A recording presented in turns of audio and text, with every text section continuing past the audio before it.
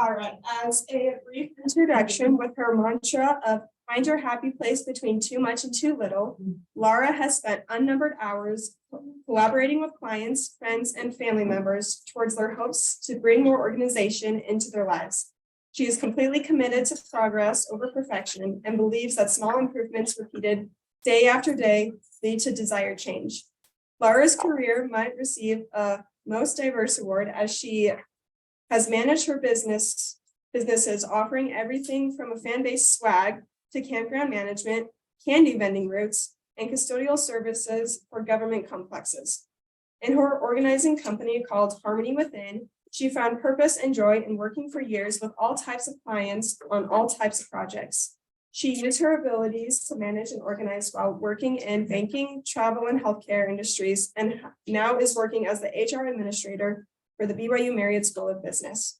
Laura and her husband Kyle love every minute they get to spend with their 8 children and their families, soon to be 14 grandchildren. Let's give it up for Laura.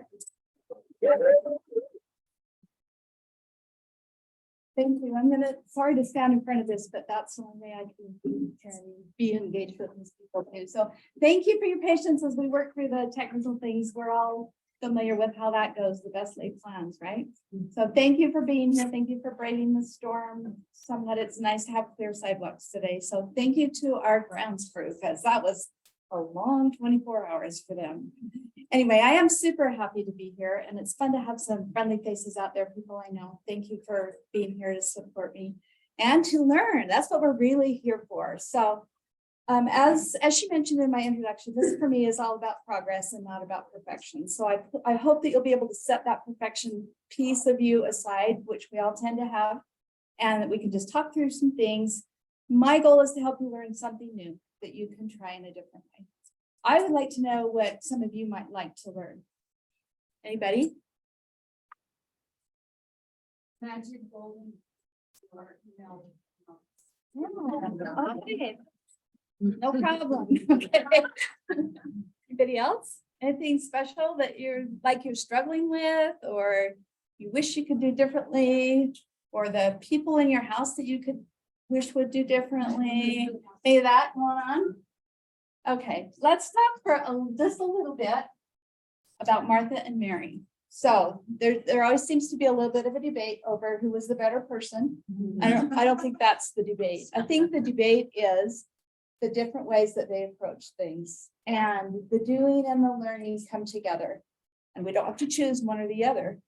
And to me, we want to do things in wisdom and order, because when we do things and put things in processes, it opens space for us to learn and to be at our Savior's feet. And that would be my goal today, that we can learn to do things in wisdom and in order.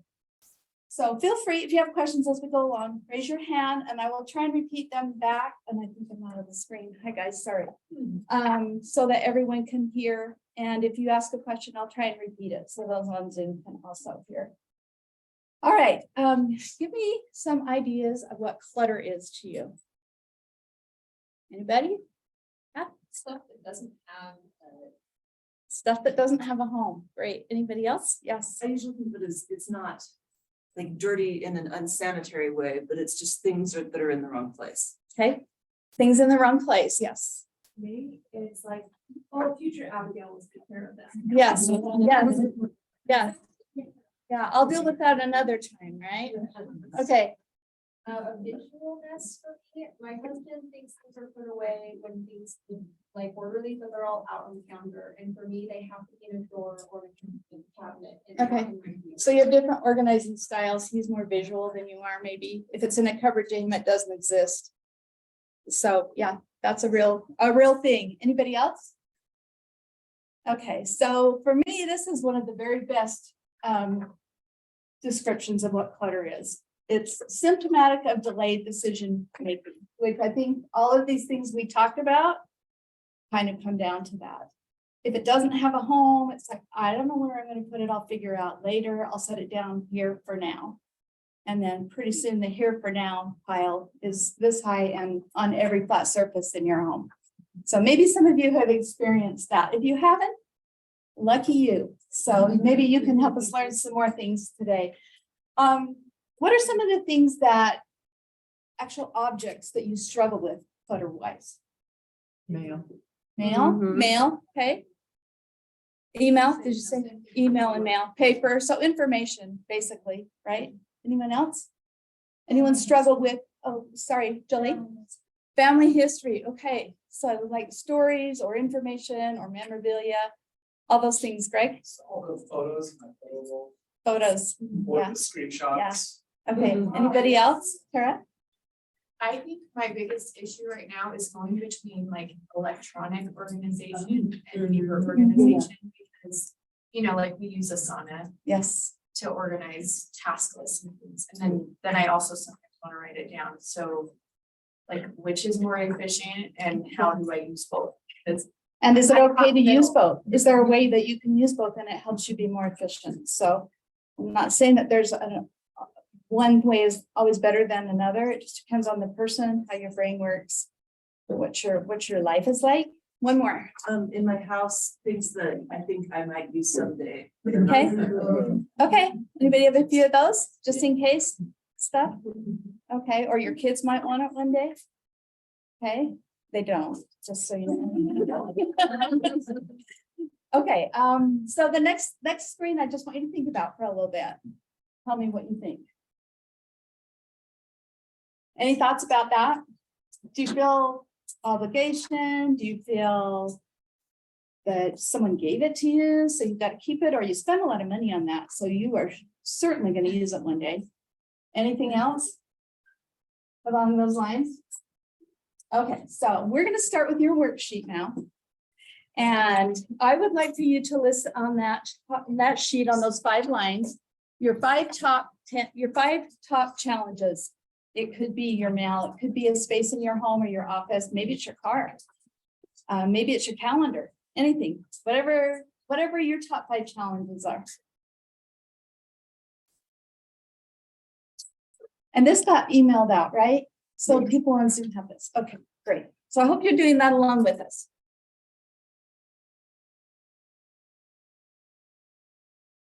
And this is not a test.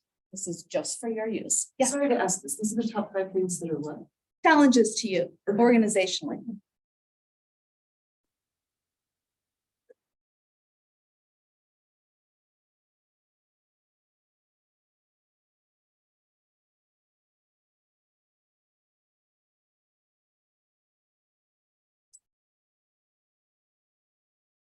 Okay, if you'll just look up at me when you're done, I'll know we're ready to move on.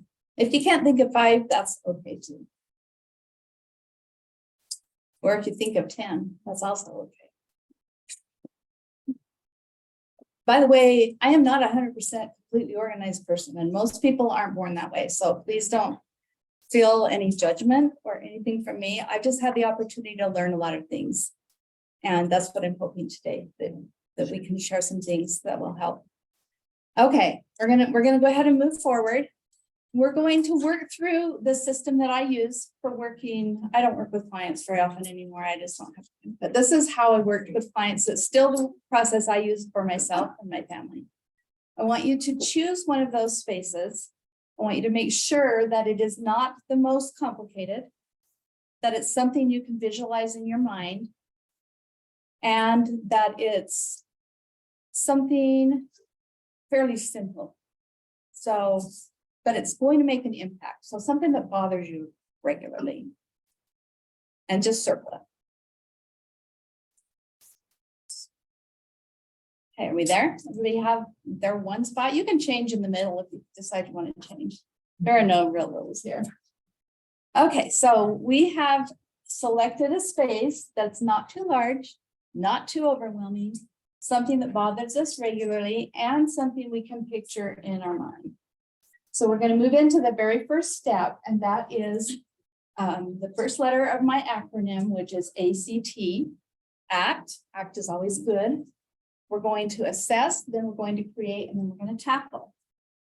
So step 1, I want you to assess that space in your head. I want you to think how you feel when you walk into the space, or how you feel when you open that inbox, or when you open your camera photo roll. Whatever it is you're working on, think about it. And I want you to write some things down about your feelings, about the struggles, about maybe the cost that there has been to you. Like, have you lost time? Have you lost money? Are there relationships at stake? Are you arguing about it with someone in your space? So this is assessing, this is figuring out where are we right now and why is this a pain point?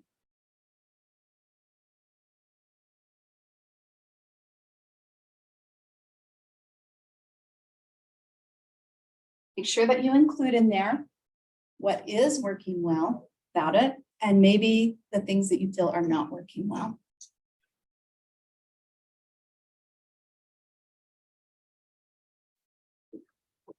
The other thing you can do if you want, because we're not in a place where we could take a photo, which I would normally suggest if you're there in person, is to maybe draw out how it feels to you. You can just, maybe it's a scribble, because that's how it feels when you walk in.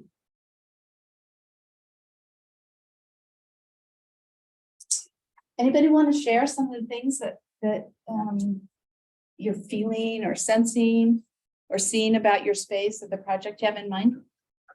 We're all friends here. No judgment. It's okay if you don't too.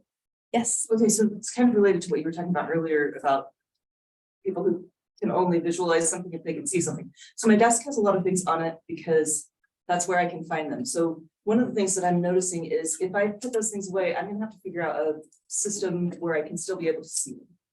Okay. All right. Anybody else?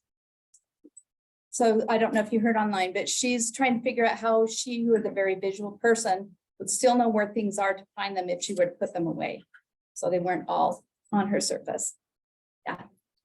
So, in 2020, I had some medical issues, but I also, within 2 months time, we had, there were 4 homes in our neighborhood that had some kind of a surge from the city. We all ended up flooded in our homes. And then, so that was at the end of, May. And then in June, we were organizing, and I got a new office and it flooded from upstairs above me, so my whole office flooded. And then that deluge on August 1st, that 100-year flood, our home flooded again. So within 2 months' time, I had this ridiculous I signed up for swimming lessons. I didn't know what else to do. But Okay. everything that was wet and moldy or whatever was taken care of, but I still have in my mind, there's so much to do down there that I haven't accomplished. Yeah. So So very overwhelming, super overwhelming. Where would you even start? I don't know if you could hear her online, but she experienced major flooding in significant parts of her life, one after the other, right? Within a few months' time, just a lot going on.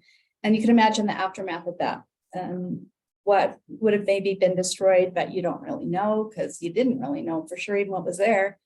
And so how do you make decisions about that? Did I summarize that? Okay, Yes. and where do you even start? Okay, all right, so we have assessed, we've taken a look at where we are. Next step is fun. This is where you get to create how you want it to be. So I want you to think about what would take place in that space if it were functioning the way you would like it. I would like you to write down how you would feel walking into that, how you want people to feel when they're there, how you want to feel when you open your inbox and it's like, oh, 29 emails. I can deal with that instead of 2,900. You can draw again here. If there's something special you would like, if there's a color, if there's a theme, if there's a flow to the workspace, whatever it is, just there are no limits here. Dream how you would love it to be.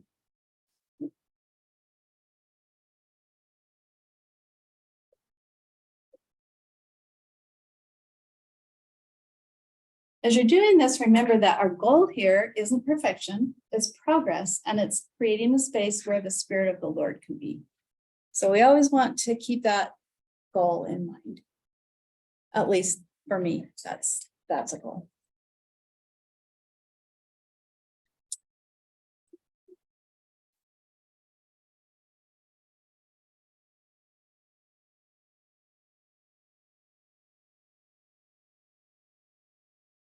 Yes, question. I'm still a little confused on what create, like, what are some examples? So if you were going to, do you mind telling me what your space is? It's my spare room. which is Spare full room, of, which like, crap. collects everything? Yeah. So it's the everything So room, I'm trying to focus on. Yeah. Like, which makes it the nothing room. Yeah. Right? I'm trying to focus on like different things, like there's. Okay, craft so how would you area, like that there's- room to be used? Write Okay. those things down. What would you like to be able to do in there? If it were set up the way you'd like it to be. Thanks for the question. Okay, are we getting close? You having some ideas, some brainstorms?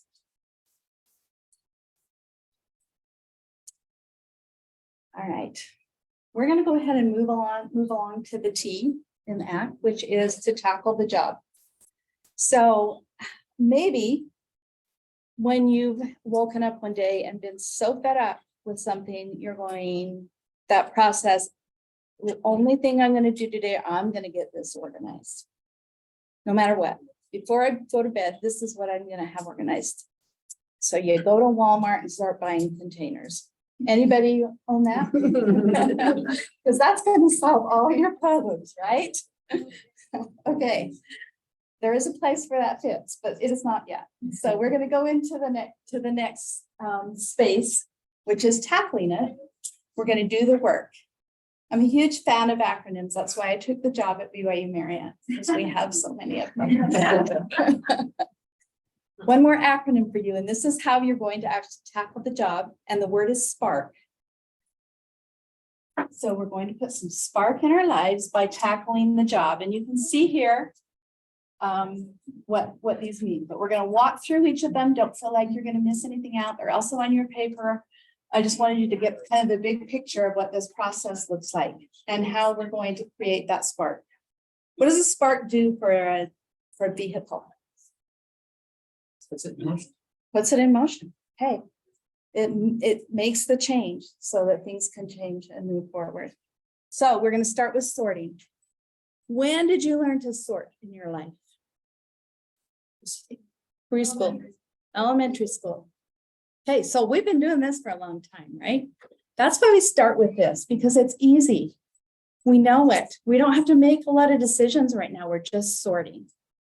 So for instance, if you were sorting your closet, for example, you'd be putting like things together. So maybe all the t-shirts, maybe all the jeans, maybe the shoes, maybe accessories. You can break it down as much as you want to. I would suggest not getting too detailed, because then you get stuck in that process. Is this a scarf? Is this an accessory? So we don't want to do that. We want to make this easy. So start sorting and make sure that you're sorting into boxes. So I'm a huge fan of just an open box of any kind with a sticky note on the side of what it is. That way your categories are visual, you're consistent in them, and you can just toss things in there. You don't have to make any big decisions. If you run into old garbage trash, of course, that's an easy toss it out right now. But at this point, you're not deciding what to keep and what not to keep. Okay. Empty the area completely. It gives you a blank slate. And that's where you get to start doing the fun work. It's a lot of work to empty it completely, but it's worth it, I promise. That's why we're starting with the small.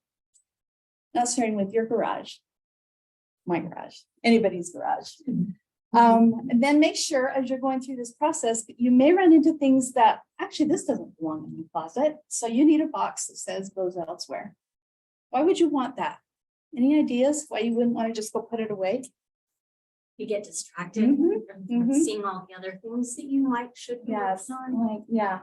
Or, oh, while I'm here, I'm gonna do this and then you're completely started. And maybe don't get back to your project. So the good thing about doing it this way also is that if you do have to leave the project to go make dinner, go to work, whatever it is, you still have these boxes, you still have these labels. It's easy to come back to. The things in the boxes are accessible, so it's not keeping you from moving forward in any other part of your life. And if you even needed to, you could close the boxes, stack them in a corner, and come back to it if you need to make space. Any questions about that? About the sorting? Think you can handle that? Think you could do the sorting?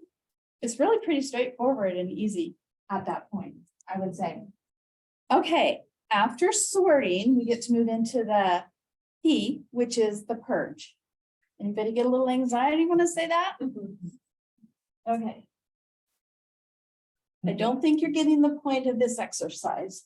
How big is our toss box? Donate box, a little better. Keep box. Okay, this is where it can get a little complicated, right? Does anybody struggle with this? What do I keep? How do I decide?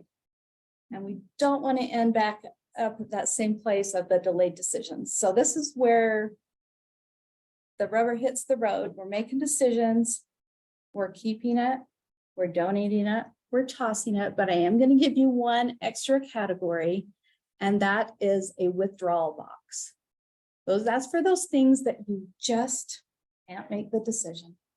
So you think, actually, it's summertime right now. I might want to wear this in the winter. Even though I didn't wear it for the last 3 winters, there's a chance because I'm going to lose those 10 more pounds or whatever it is, right? We all have these things playing around in our mind. So make sure when you use for toss a big black garbage bag that cannot be seen into. Any ideas why? Second thoughts. Lots of ideas by second thoughts. What about other people's thoughts? Yes, okay, so I would say that is a really critical piece of this. And then a donate box, the keep box, and then the withdrawal box. So what you're gonna do with the withdrawal box is put it away for 6 months, closed. And then figure out if you even miss anything that's in there for 6 months. And then set a little reminder on your calendar. And then if you haven't needed to go to that box, or you can make it 12 months, you can do whatever you want. We're seasonal here, so there's the timelines can vary. But you can't open the box. You just go and then it becomes donate. Okay, anybody have some angst about that? Okay. Tell me what you think about gifts that you've been given by someone in your family you love or were passed along to you by a grandma. Something like that. Does that make you feel obligated to keep it? Okay. Is it bringing joy to your life? Or is it bringing weight to your life? It might depend, right? If it's hanging on your wall and you're seeing it every day and you're loving it, that's giving you some value. If it's in a box, in a corner, nobody knows it's there. Once you're gone, nobody will even know its story. Something to think about. Also, one thing I like to do, I do this for our family, is when we give gifts at Christmas or whatever, I always say, you know, you don't have to keep this.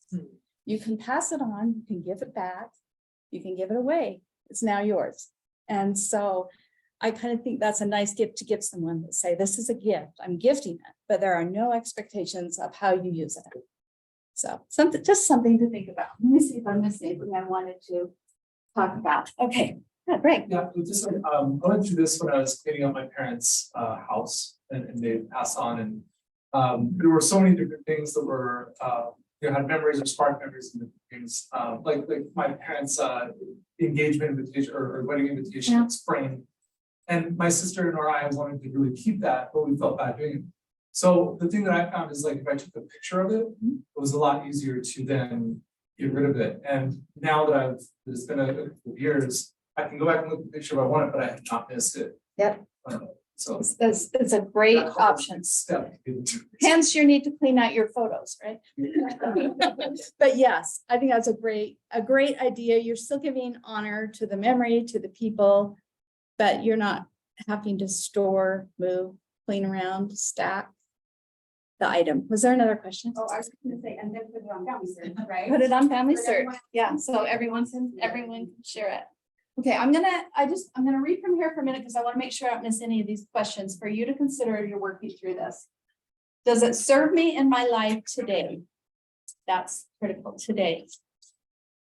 Next question, do I love it? Do I use it? Do I have room for it? If I were moving, would I pack it, move it, unpack it, and find room for it and use it there? Who knows what the 80-20 rule is? Anybody? It can be used a lot of ways. So 80% of the time, we wear 20% of the clothes in our closet, is basically what that says. So that's just something to think about. Am I really using it? Do I need to use it? I have 6 white t-shirts. Do I need 6 white t-shirts? That's why the sort helps, because you've got all the same things together. It makes it more of a logical choice instead of a obligation, or I spent money on it, or any of those things. Am I keeping this out of guilt? So that's a little bit what we talked about. I want to talk a little about storage costs. Billions of dollars are spent every year on storing things that nobody knows they have or ever use. And there is a cost of storing it even in your home. What might those costs be? Anybody? Besides using the space, obviously, that can't be used another way. Yeah, the time you move it out of the way to get to what you actually need, or reorganize it again and again. Okay, so just things to think about. So why would you want to put all those resources into something you don't love, use today? All of those things. Did you have a question? Well, I was just thinking it's an opportunity cost because you think you have no room for something else maybe you really want because you have all this stuff that you don't really know that you need. Exactly, yeah. So it becomes a little bit of an inventory management question, right? How much inventory do I really want to manage? Is it worth my time, my energy? Yes. When you're sorting, where do you do that? When you're trying to clear out a specific Okay. space? Where do So you typically move things to? Because for me, a lot of the things are where they are because they don't have anywhere else. don't to have be. another place. Well, And you so might have I'm to just- it feels work in like a just moving hallway. the mess. Yeah, no, I mean, when we put them in the boxes, this is a temporary place, right? And we have them maybe stacked and you said you have sewing and craft. So it is tricky. You might have to designate another staging area outside of that room until you have enough space in there that you can actually work in. It's a challenge. Remember, you didn't get that way overnight. So don't anticipate you're going to get out of it overnight either. This is not a reality TV show. It doesn't happen in a half hour. Any other questions about that? Just really consider, is this worth keeping? Is this worth my energy? Is this worth maybe relationships that are strained in my family because we don't have room to do the things we actually need, to store the things we actually use? Does that ever happen when you go out to the garage and like the thing that's hanging on the wall that you actually need, you have to move several things just to get to it? So that's cost. That's a cost that you're dealing with every day. Any other questions about purging? One more thing I would say about that is to, if you can, work with an accountability partner. If you have a friend, or maybe not a family member, because that doesn't always go well, someone that would keep you on task so that you don't get sidetracked, because that's easy to have happen. You just all of a sudden get into the overwhelm. It's like, I can't do this anymore. And so sometimes just somebody saying, okay, let's take a break, take a drink, just go for a walk, and then we're coming back to it. One other suggestion I'm going to make as you're looking at your items is to choose one of the items that represents the life you want. So maybe I can give you an example of a client who I worked with who had a brass ballerina, and that's what she wanted, is to have space to dance in her house and that feeling of freedom. She also had an old stuffed, raggedy, icky snowman. It was horrible, but she'd had it since her kids were little, So we actually put those up, and it's like, okay, does this take you here or here? And it became so easy for her to say, oh, don't need it. Don't want it. This is what I want. So being able to focus on what it is you're trying to create. So you're going to go back to that creation. And does this help you get there? Okay, now we're going to move on to the A. This is a fun part for me also. How many of you have ever heard of zoning your rooms? Anybody? Zoning. So you can see here. Please ignore these. Oh, it's just like, I don't know. There. But what we're going to do is we're going to start categorizing the space that you're working in. So for instance, this is the kitchen. You can see here that this has been designated as a non-consumable area for the kitchen. What might that include? Okay, Pots. paper goods? What? Pots and pans. Maybe pots and pans, but maybe pots and pans should be over here in cooking. So that's what you want to think about. This is broken down into non-consumable. So I see that also as maybe like paper. Maybe you have a little tool drawer where you keep things that you use in your home. Then cleaning, this is near the sink, prep area between the sink and the stove and the fridge. Cooking area, and then consumables, fridge and the pantry. So this is a very basic idea, but just to give you what that would look like. So take a minute and write down for your space, maybe what categories you might think of that you might use. And I'm really sorry about those. I'm not sure how they ended up on there still. Happens when you do things late at night. So right now, all we're thinking is how we want the space to work and which parts of the rooms are going to be used for that, for what. So for, let's say, a pantry, what category might you have in a pantry if you were going to assign homes? Cereal. Okay, cereal. Sarah would always have cereal. Okay. Maybe chips and snacks, maybe canned goods, maybe pasta, rice, anything else? Maybe you have a section that's for lunches. Possibly, yeah. And you, so you can, and then you, so you're getting into subcategories in these categories. All right, does that make sense? Any other questions about that before we move on? These 3 steps take a lot of time, but they're what make the last 2 steps work. So it's really important to work through those. Okay. We are moving on to the R, and I know this is a stretch on the acronym.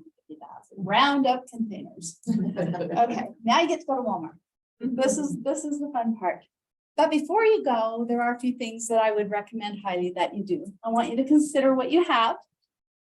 So you probably already have quite a collection of containers, and this can be boxes, bowl bags. It doesn't have to be beautiful things that just spark all your joy, because most of us don't have the budget to go do that. And when you see sometimes online these pantries that are just immaculate and perfect, I'm just like, no, thank you. I'm not going to take the time to decant all of those things. But maybe you want to. So that's the magic here. You get to decide what you want. Your mother-in-law doesn't get to decide. Your neighbor doesn't get to decide. You and your family, other people sharing the space, decide that. So choose things that you like, that are attractive if you can. Of course, your budget, what you'll use. Okay, big one here. How many of you have bought containers and then put them in and they have a lid on it, and then you end up stacking stuff on top instead of opening it and putting the lid in? So think about that. There might be places where you don't necessarily want a lid. If you need to be able to stack it, then you've got to have a lid. But if it's on an open shelf, on a bookcase or something like that, do you really want a lid on there? So you're just going to end up sliding papers on top of it. So think about what you'll use before you go. Measure your spaces and measure what's going in. Okay, and write it down. So make sure that when you get to Walmart or wherever, or if you're online, that you have all that information. And so when you get there and there's a 2-inch difference between this one and this one, you can make that choice. And then you don't end up with a bunch of containers you've taken home that you can't use and turn out to be more clutter. So very helpful. So then as you're putting it back, so here's just some random examples of different kinds of containers that you might use. As you can see, there are so many. I mean, we could do a whole presentation on that, but we're not going to, because you can find anything that you want, but make it something you're going to use. Make it easier for yourself. It has to be as easy to put away as it is to just draw. So think about that. Almost as easy to put away as to drop. Okay, we rounded up containers, we brought them home, we're starting to put things in. We know where they're going to go because we already have our zones. You've got to label. And that is really a huge thing for especially people who are very visual.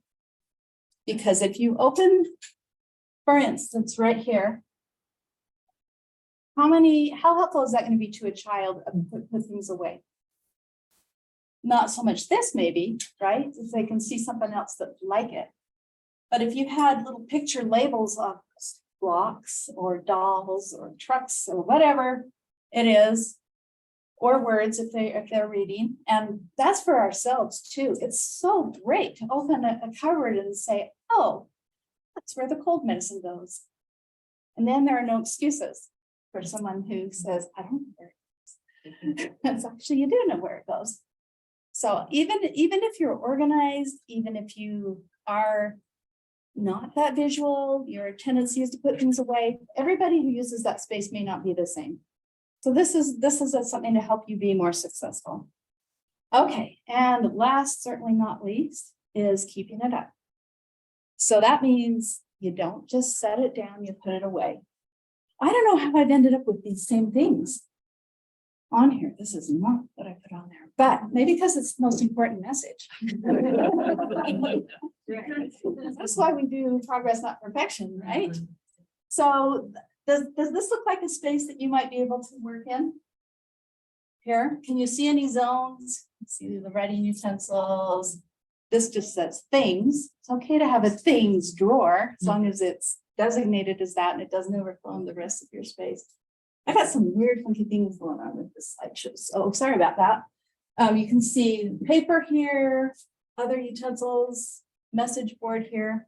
So, but if you just walk in and continually drop your stuff here and don't take advantage of all the work you've gone to, it kind of defeats the purpose. And the minute you set one thing down, it becomes very easy to set more things down, right? So that's the trick, that very first thing. Don't set it down, put it away. All right. I think there's one more thing I wanted to mention about that. Oh, yes. And that is to go back to your assess and look at your picture and think about all the work you've gone to get to here. Maybe even you could put a little picture of what it used to look like so that you're reminded that you've invested in this and you're worth it, your family's worth it of keeping it up. So I hope that's a little bit helpful as we move forward. And then make sure you don't bring more things in that you don't need. So stop buying, honestly. Ask those very same questions. Do I need it? Will I use it? Do I love it? Do I have room for it? Because you've got to balance out the things you have with the space you have and the life you want to live, right? They've got to all kind of work together there. All right, quick review. You've done it. It's amazing. You've worked through it. You feel better. You're loving it. This is a recommendation I really like. If you've cleaned your pantry or whatever and you're proud of it, leave those doors open and enjoy it. And pat yourself on the back and feel really good. And then don't beat yourself up if things start to slide a little bit, because now you know how to get back where you were, and you can do it pretty quickly. So this is one of many scriptures that we can find about organizing ourselves and keeping things tidy and neat. I do feel strongly about the reason for doing this is so we create a space where our Savior can be with us.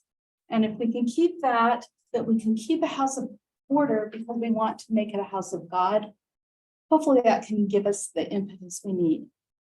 And that would be my hope for you, that you'll be able to take a few of these things, that maybe there's something new you've thought of or learned that you can try. And don't get frustrated if it takes a little while. It's a learning process. So thank you for letting me come. And if there are any other questions, I am so happy to answer them as long as we can stay. Anybody? Okay. Oh, Nicole? Can you repeat the thought about one item represents what we want? Oh, yes. Okay. So I'll give you an example that I taught. Nicole asked if I'd repeat the example of the items to help you decide. So if you could choose something that represents what you want for your family, maybe it is a picture of Christ. Maybe it's for the client I was working with, it was a small brass sculpture that represented, this is how she wants to feel and be and act, compared to the old beat up snowman that she was keeping out of guilt, and because she thought there was some value there because it had been in her homes as her kids grew up. And there is, yeah, you can take a picture, like Rick said, if you feel strongly about that. But it's having very specific things to represent where you are. So where you're leaving and where you want to go.